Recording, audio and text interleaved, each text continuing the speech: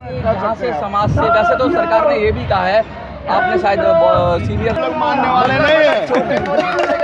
देखिए तो मतलब मुझे लगता है विरोध भी अगर आदिवासी समाज को इंक्लूड ही नहीं करा जा रहा यूसीसी में, ये अधिकृत बयान नहीं है। अच्छा जब तक अधिकृत बयान नहीं आ जाता है, कानून मंत्री शायद कानून मंत्री का अभी तक अधिकृत बयान नहीं है। बीन डिक्लेयर्ड ऑफिशियली, अच्छा क्योंकि आदिवासी यूसीसी में नहीं आएंगे। This type of official statement है नॉट। लेकिन बहुत बड़े सीनियर लीडर ने कहा है, वो भी बीजेपी के ने, क्या कहेंगे सर? देखिए, ये जो सीनियर लीडर्स बोलते हैं, बहुत सीनियर होते तो मंत्री उनको नहीं बना देते क्या? कोशिश करना है। हम चाहते हैं कि राइट वे में अगर वो कोई आदेश जारी करते हैं तो उसको हम माने, लेकिन जब तक वो राइट वे में आदेश जारी नहीं करेंगे, जब तक हम लोग का विरोध करेंगे। क्या लगता है दूध का जला छाछ को भी फूक फूक के पीता है? 75 साल से हम दूध के जले ही हुए हैं, इसलिए हम छाछ। अरे भाई, बीजेपी का ये तीन मुख्य रूप से 370, राम मंदिर और समान नागरिक संहिता, ये 10, 15, 20 सालों के उनके घोषणा पत्र से आ रहे हैं। तो इसलिए हम चुप कैसे बैठेंगे? बाबा साहब ने भी कहा था कि समान नागरिक संहिता होनी चाहिए। ठीक है, उनसे बोले होंगे उस समय, लेकिन हम लोग बस इस देश के जो 20 करोड़ आदिवासी ये मांग कर रहे हैं कि यूसीसी से आदिवासी को बाहर रखा जाए। मेरा एक सवाल है आपसे, आदिवासियों के अंदर जो भी अच्छी चीजें हैं, जो भी समाज में अच्छी चीजें हैं, उन सबको लिया जाए अगर यूसीसी में। और भी समाज में, हर समाज में कुछ ना कुछ अच्छाई होती है। अगर यूसीसी ऐसे सबकी सहमति से बनाया जाए तो क्या उसमें आपको कोई नाराजगी होगी? कोई नाराजगी नहीं होगी। ऐसा आप स्कूल बनाए, ऐसा आप स्कूल बनाए जो गरीब का बच्चा भी पढ़े, अमीर का बच्चा भी पढ़े। ऐसा आप हॉस्पिटल बनाए जहाँ गरीब का बच्चा भी दिखाया जाए, लेकिन उसमें और अमीर का भी दिखाया जाए। लेकिन उस पर आप यूसीसी की बात नहीं करते हैं। आपको क्या करना है? जमीन लूटना, ग्राम सभा की शक्ति आपको डिमोलिश करना है और खनिज संपदा को लूटना है। देखिए, आदिवासी समाज आ गया है। बात ये है कि आदिवासी समाज यूसीसी का विरोधी नहीं है, लेकिन जिस तरह से यूसीसी लाया जा रहा है, अपना मर्जी से देश के लिए मत बताइए। देश के लिए आप क्वेश्चन को ऐसा तरफ से मॉडिफाई मत कीजिए। अच्छा ठीक है, आप बताइए। जो आप बोलता है you are not the representative of the government, on behalf of government आप कैसे बोलेंगे? इसलिए बोलता है यूसीसी जिस तरीके से अभी सर्कुलेट हुआ है, this main structure of UCC is opposed by the tribal community of the country. Okay, this is the ये जो अभी जो स्ट्रक्चर है वो खराब है।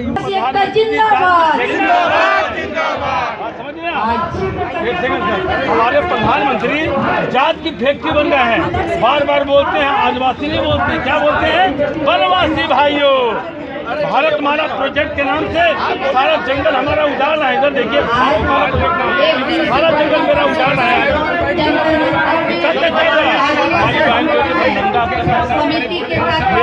की हालात देखिए, मैं डॉक्टर के कुमार जीवन बिहार। ना छेड़ो हमें, हम सताए हुए हैं।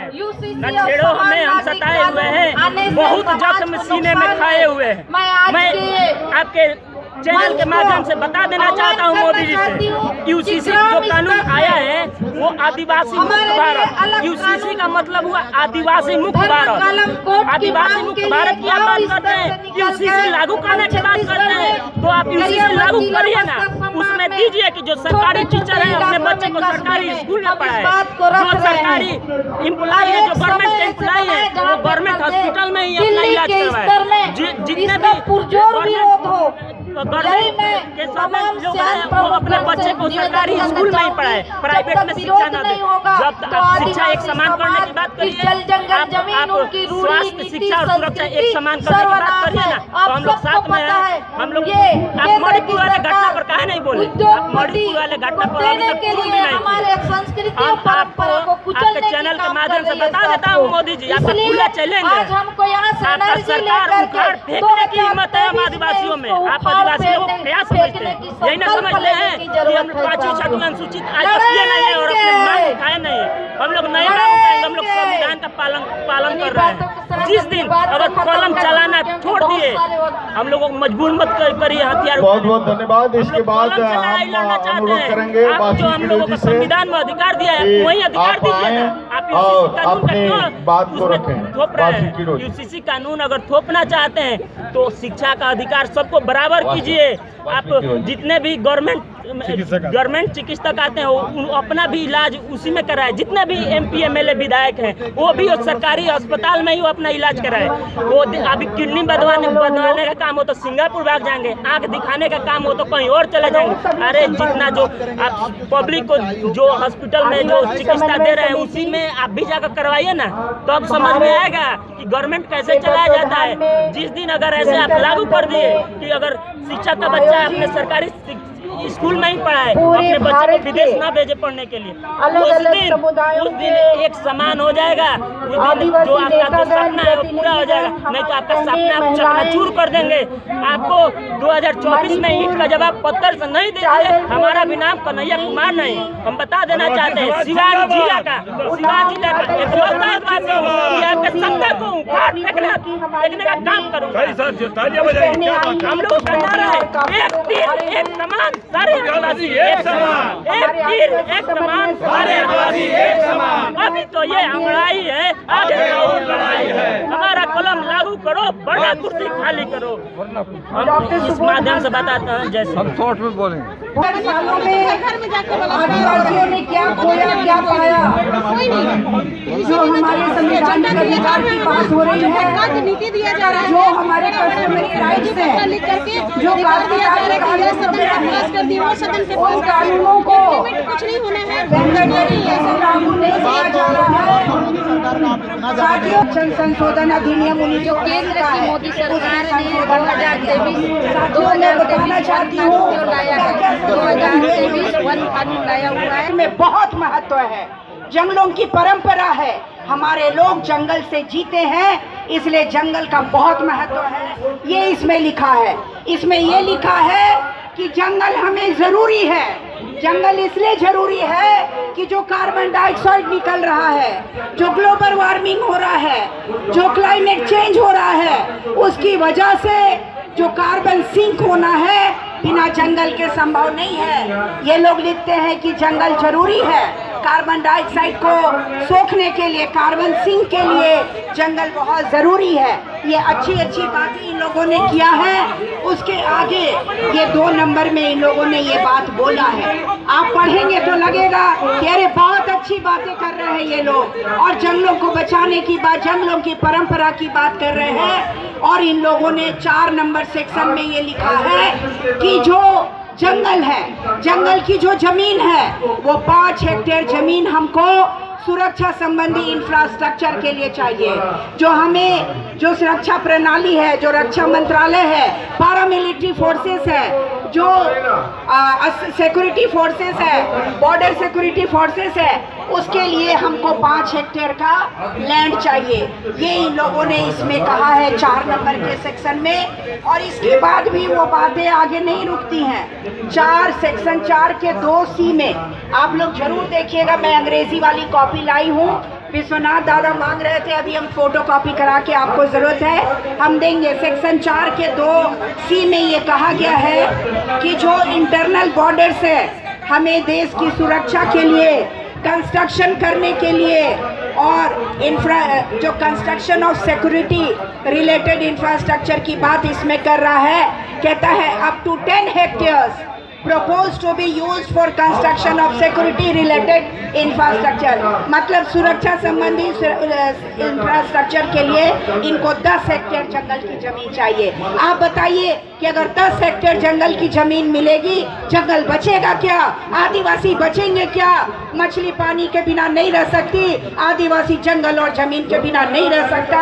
साथियों, ये आपको समझ लेना है कि forest conservation amendment act 2023 death warrant है, आदिवासियों के लिए मौत का वारंट है। और अगर हमसे जमीन छीन लिया, जंगल ले लिया गया, तो ये केवल और केवल प्राइम मिनिस्टर के दोस्त अडानी को मिलेगा, क्योंकि अडानी को पट्टा देने के नाम पर पूरे देश के आदिवासी इलाके में हिंसा, खून खराबा, महिलाओं के साथ सामूहिक बलात्कार, ये सारी घटनाएं हो रही हैं। साथियों, इसके सेक्शन 4 के 2C में आगे ये कहा गया है कि जो सेंट्रल गवर्नमेंट है, जो पब्लिक इंटरेस्ट है, पब्लिक इंटरेस्ट के लिए हम लोगों को 5 हेक्टेयर लैंड चाहिए। एक जगह 10 हेक्टेयर्स का बोला है, एक जगह 5 हेक्टेयर्स लैंड का बात बोल रहा है। ये 4 सेक्शन 4 में है। अगर आप पब्लिक इंटरेस्ट की बात करते हैं, पब्लिक इंटरेस्ट का मतलब क्या है? जनहित। तो जनहित के मतलब क्या है? आपको जनहित का मतलब समझाना पड़ेगा। क्या आदिवासी के लिए आप धुमकुड़िया बना रहे हैं? क्या आदिवासी के लिए घोटुल क्या आखड़ा बना रहे हैं? क्या आदिवासियों के लिए कोई कल्चरल सेंटर बना रहे हैं? क्या आदिवासियों के लिए उनकी भाषा और संस्कृति की रक्षा के लिए आदिवासी भाषा और साहित्य अकादमी बना रहे हैं? ये बातें नहीं लिखी गई हैं। जनहित का मतलब है अडानी का हित। केवल उनके जो प्राइम मिनिस्टर के दोस्त हैं वो पावर प्लांट लगाएंगे, उनको जो भी मर्जी हो उसके लिए फैक्ट्री लगाने के लिए वो जमीन वहां से लेंगे। आप समझ लीजिए कि एक जगह 10 हेक्टेयर्स लैंड और बाकी जगह 5 हेक्टेयर्स लैंड वो लेंगे, और इतना जमीन लेने पर जंगल नहीं बचेगा। साथियों, हम ये कहना चाहते हैं कि 1980 का जो वन संरक्षण संशोधन अधिनियम लाया गया है, ये हमारे खिलाफ है। सरकार इसको अविलंब निरस्त करे, और नहीं तो 24 में इनको जवाब देना पड़ेगा साथियों कि जंगल हमारा है और जंगल के लूटने वालों को हम लोग सत्ता से बेदखल कर सकते हैं। ये मैसेज आप लोग को लेकर जाना है साथियों, ये मैं आप लोगों को कहना चाहती हूँ। और 2006 का जो एक्ट है, 2006 में हम लोगों ने यही जंतर मंतर में बहुत रैली निकाले। रांची दिल्ली की सड़कों में इतनी लंबी लंबी सारे आदिवासियों ने रैली निकाला, तब जाके the schedule tribe and other traditional forest dwellers recognition of forest rights act 2006 लाया गया। अब बताइए कि जो वन संरक्षण संशोधन अधिनियम है, अगर आप जंगल भूमि लेने की बात करते हैं तो 2006 का जो कानून है वो अपने आप अप्रभावी हो जाता है। 2006 का कानून जो है वो आदिवासियों को जंगल पे राइट्स देता है, वन विभाग का अधिकार खत्म करता है, और ग्राम सभा को आदिवासियों को, जो जंगल में रहने वाले अदर मूलवासी हैं, उनको जंगल का प्रबंधन और नियंत्रण करना है और जंगल पर शासन करना है। लेकिन ये जो संरक्षण संशोधन अधिनियम आया है, इसने 2006 के कानून को भी खत्म कर दिया है।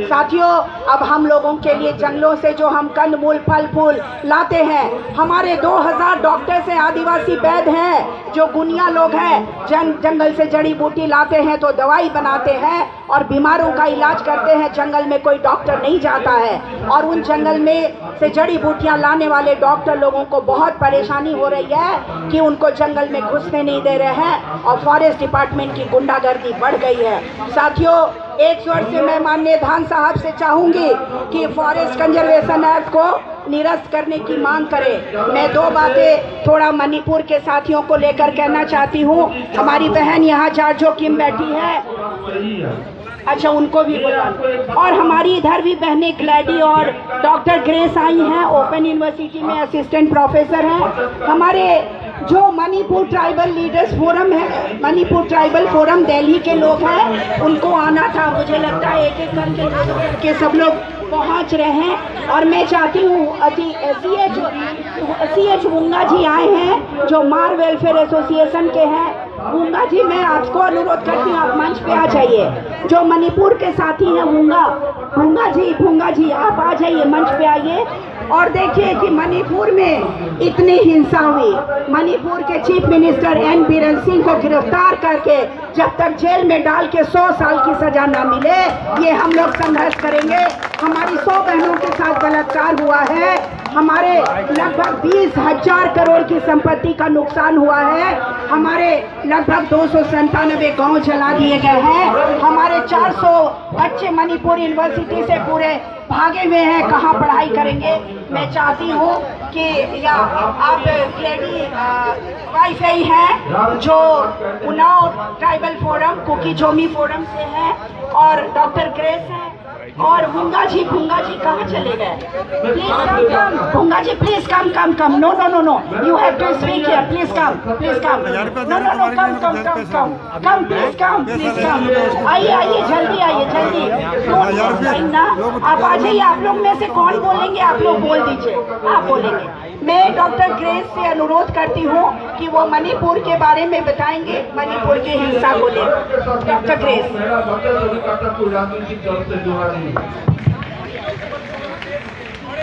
नमस्कार सबको, नमस्कार नमस्कार। मुझे गर्व है कि मैं एक आदिवासी हूँ। आपको गर्व है कि आप आदिवासी हो? मुझे बहुत गर्व है कि मैं आदिवासी हूँ। मैं कुकी, जोमी, मार आदिवासी समुदाय से हूँ और मुझे बहुत गर्व है कि मैं एक आदिवासी हूँ। मैं ये दुनिया को बोलना चाहती हूँ कि जब भी आदिवासियों के सम्मान और उनके खिलाफ अगर अत्याचार होगा, हम आदिवासी उस अत्याचार के खिलाफ आवाज उठाने के लिए तैयार थे, तैयार है, तैयार रहेंगे। फिर से बोल रही हूँ, जब भी आदिवासियों के खिलाफ अत्याचार होंगे, हम आदिवासी एकता दिखाएंगे, आवाज उठाएंगे और जो अत्याचार हो रहे हैं आदिवासियों के खिलाफ, उसके लिए आवाज उठाने के लिए तैयार है, तैयार थे, तैयार रहेंगे। और भाइयों बहनों, मेरे आदिवासियों भाइयों बहनों, मैं सवाल पूछना चाहती हूँ, क्या हम देश के नागरिक हैं? Are we citizens of India? हम देश के नागरिक हैं। दूसरा सवाल, क्या हम इंसान है कि जानवर? बताओ, क्या हम इंसान है कि जानवर? इंसान। तो ये सुनिए, जब हमारे आदिवासी बहन मणिपुर में एक आदिवासी बहनों को नंगे परेड किए गए थे, उनका बलात्कार जब हुआ था, क्या वो देश के नागरिक नहीं है? भारत देश के नागरिक नहीं है? इंसान नहीं है वो? मैं बताना चाहती हूँ, एक मासूम 7 साल का आदिवासी लड़का, उसको और उसके माँ को एम्बुलेंस के अंदर जला दिया गया है। क्या वो देश के नागरिक नहीं है? वो देश के नागरिक है। कौन सी उसका नाम है? उसके माँ को जला दिया गया एम्बुलेंस के अंदर। वो देश के नागरिक है, वो इंसान है। हम इंसान हैं, हम भारत देश के नागरिक हैं। देश ये हमारा भारत हमारा मातृभूमि है, हमारा जन्मभूमि है। मैं सुनाना चाहती हूँ दुनिया को, जब हमारा आदिवासी भाई डेविड थियाग, जो अपना गांव का नाम है लांगजा, ये मणिपुर का गांव है, वो एक आदिवासी जवान थे। वो अपना जमीन है, अपना गांव बचाने की कोशिश कर रहा था, कर रहे थे। उस पे हमला हुआ, उसको मारा गया, उसका सिर काटा गया। क्या वो देश के, हमारे भारत देश के नागरिक नहीं है? वो इंसान है। उसको मारा गया, उसका सर काटा गया।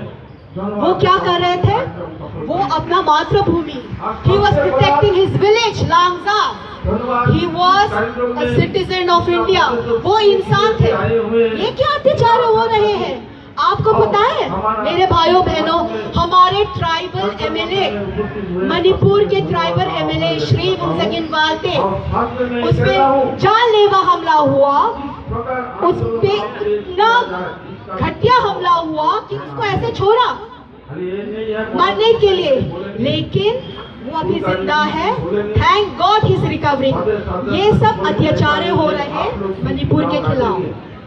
ठीक है भाइयों बहनों, मैं ये बोलना चाहती हूँ कि हम सब जो भारतवासी हैं, हम गर्व करते हैं कि हम भारत माता के नागरिक हैं। We are proud Indians. बहुत सारे नाम बोला गया, हमें बोला गया है हम हैं कुकी आतंकवादी, वी हैव बीन कॉल्ड, हमें बोला गया इलीगल इमिग्रेंट्स। मैं बताती हूँ, आदिवासी जो हमारे देश के स्वतंत्रता के लिए लड़े हैं, तिलका मांझी के नाम हमने सुना है, बिरसा मुंडा, रानी गाइदिन्यू, ठीक है, सिंधु मुर्मू, कान्हू मुर्मू, ये सब कौन है? आदिवासी है। इन्होंने हमारे देश के स्वतंत्रता के लिए लड़ाई किया है ना? तो हमें क्या बुलाया जा रहा है? कुकी आतंकवादी, इलीगल इमिग्रेंट्स। ये तो ठीक नहीं है ना? हमारे पूर्वजों ने लड़ाई की है देश के आजादी के लिए। और मैं बताना चाहती हूँ, ये रिकॉर्ड में है, according to ICHR, Indian council of historical research, this is ICHR। इनके अनुसार मैं बताती हूँ भाई और बहनों, इनके रिकॉर्ड में है मणिपुर से जो फ्रीडम फाइटर है 120 फ्रीडम फाइटर के नाम है, उसमें से मोर देन 80 जो फ्रीडम फाइटर है हमारे देश की स्वतंत्रता के लिए जिन्होंने लड़ाई की है, 80 से ज्यादा नाम हमारे कुकी पूर्वजों का है।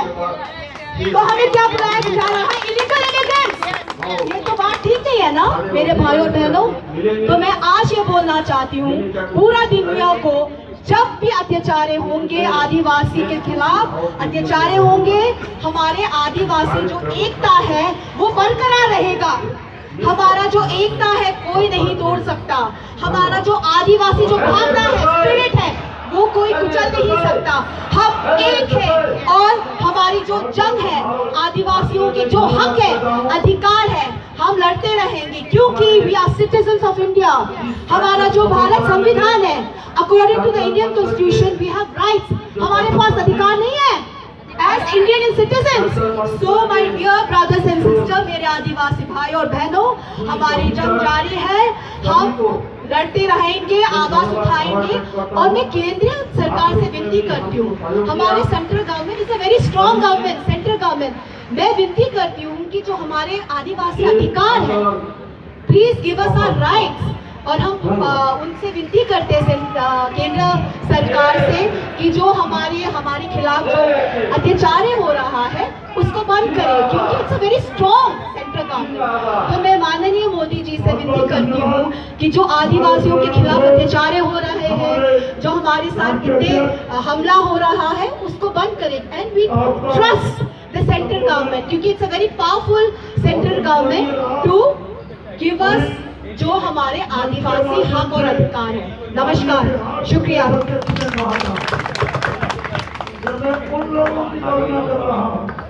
Everything has moved forward.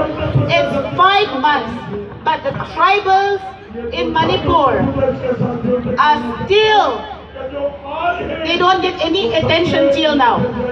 Do you know that all the dead bodies of the tribal, of our brothers and sisters, the tribal brothers and sisters, dead body in Imphal Valley till today is lying in Imphal Valley? Have you heard of such thing in our country? 5 months, dead body lying unburied.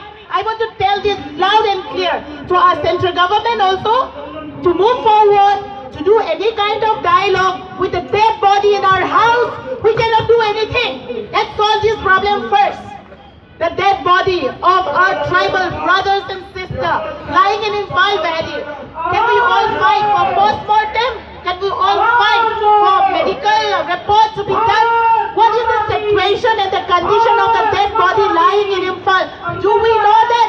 Why are the family not allowed to visit a dead body in Imphal Valley of the tribal Kukis Omar? Why are till today, 5 months and above, the dead bodies are still lying? Can we all ask the central government, help us? The state government have failed us. I mean, for us, nothing priority than saying bye to our loved one who are lying in Imphal.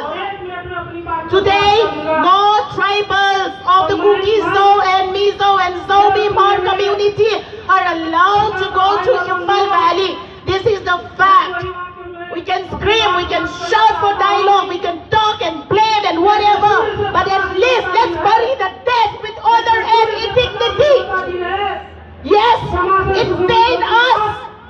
See our brothers and sisters, our children, even the rape victim of Olivier and Florence. They are not Atambadi. They are not illegal immigrants from Burma. They are not narco-terrorists and not narco-terrorists. Let me declare it. Their dead bodies are lying in Imphal Hospital. This is a fact. The father of this victim are crying out day and night to see the bodies of their loved one in Imphal Valley. What are we doing here? The country has moved forward. Nothing has been done for the victims of Manipur. Relief Center in Churachandpur have no food to eat. 2 babies dying. it not painful? A superpower country like India, our country, babies have to die in relief center. The orphanage, where the only breadwinner of the family, the father, killed brutally. Who's responsible for all this? Why are we silent? In Delhi, it's very easy. We go back to our comfort home. But think about all these Adivasis in Churachandpur, in Kangpokpi, in different relief center, not having winter clothes. There is no washing machine over there. Even if you wash in the river, the weather is not suitable for warm clothes to dry. Seasonal sickness are rampant over there. There is no relief, let me tell you. Whatever said and done, whatever news people, whatever media are claiming, is neglected big time. I appeal to all the tribals of India, our own country, to come together and fight for us. If we don't love each other, nobody will. Nobody will. The Adivasis of this country, I appeal today. With one heart, one goal, one mind. Let's take care of our brothers and sisters in Manipur. Thank you. छेड़ा जाए तो पूरे देश के आदिवासी हम लोग खिलाफ में खड़ा होंगे। इस तरह का हम लोग प्रयास कर रहे हैं। चलिए आप लोग आए और हम लोगों